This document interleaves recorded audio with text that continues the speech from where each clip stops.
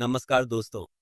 आप देख रहे हैं द एक्सीडेंटल एक्सप्लोरर और आज हम बात करने जा रहे हैं एक ऐसे गंभीर मुद्दे पर जिसे जानकर आपके होश उड़ जाएंगे, क्योंकि ये सिर्फ एक राज्य की बात नहीं, ये नागालैंड की पहचान, उसकी ज़मीन और उसकी नस्लीय आत्मा का सवाल है। क्या आपको पता है कि जो लोग बांग्लादेश से अवैध रूप से भारत में आए थे, अब वो लोग धीरे धीरे मेनलैंड से निकलकर नागालैंड जैसे संवेदनशील राज्यों में बस रहे हैं। और ये बसना सिर्फ रहने तक सीमित नहीं है, बल्कि यह एक डेमोग्राफिक युद्ध है जिसमें जमीन हड़पी जा रही है, स्थानीय लोगों के रोजगार छीने जा रहे हैं और अपराध का जाल फैल रहा है। चलिए जानते हैं, नागालैंड में चल क्या रहा है। कौन है ये अवैध घुसपैठिए? बांग्लादेश से भारत में जो लोग अवैध रूप से घुसे, उनमें से लाखों लोगों ने असम, पश्चिम बंगाल और बिहार जैसे राज्यों में शरण ली।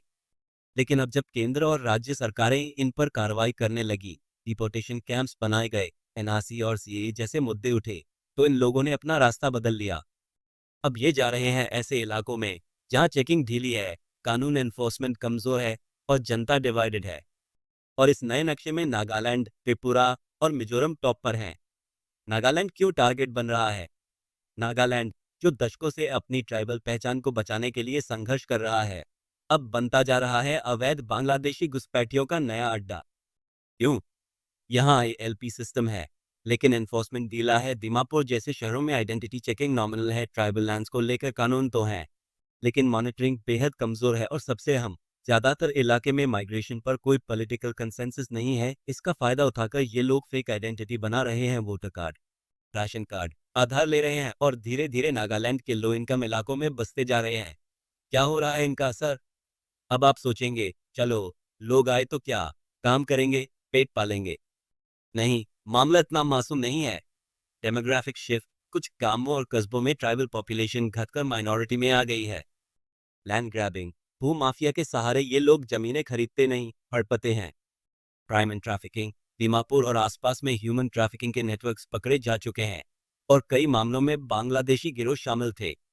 लोकल इकोनॉमी को नुकसान, छोटे दुकान, सस्ते कंस्ट्रक्शन लेबर व घर घर की सप्लाई चेन, अब लोकल ट्राइबल यूथ को कम काम मिल रहा है। कल्चरल टेंशन, इनकी भाषा, रीति रिवाज और रहन सहन से ट्राइबल आइडेंटिटी दिलुते होती जा रही है। प्रशासन क्यों कुछ नहीं कर रहा? सवाल ये है, जब सब कुछ सामने है तो सरकार चुप क्यों? आईएलपी का एनफोर्समेंट सिर्फ कागजों तक सीमित है। पुलिस कई बार पॉलिटिकल दबाव या लोकल सपोर्ट की वजह से कुछ नहीं करती। कुछ नेताओं को ये इनफ्लक्स वोट बैंक लगते हैं। और सबसे बड़ी बात, कई बार पहचान करना ही मुश्किल होता है कि कौन असली नागा है और कौन घुसपैठिया। कुल मिलाकर इलीगल सेटलमेंट अब सिस्टेमिक फेलियर बन चुका है। क्या ये सिर्फ नागालैंड का मुद्दा है?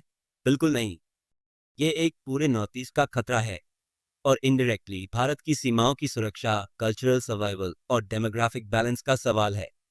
अगर आज हम नहीं जागे तो आने वाले समय में ये एक सेकंड कश्मीर या असम एजिटेशन बन सकता है। क्या करना चाहिए?